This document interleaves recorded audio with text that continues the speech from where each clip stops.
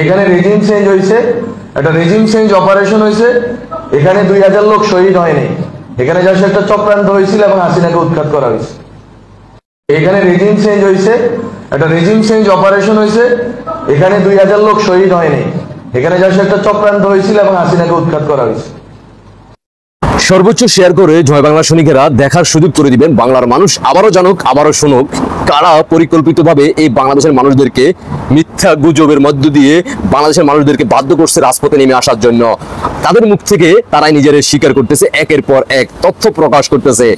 ওই মাহফুজ সাহেবকে দৃষ্টি আকর্ষণ করে বলতে চাই, তোমাকে অসংখ্য ধন্যবাদ তুমি সত্য কথাটা প্রকাশ করে ফেলার জন্য।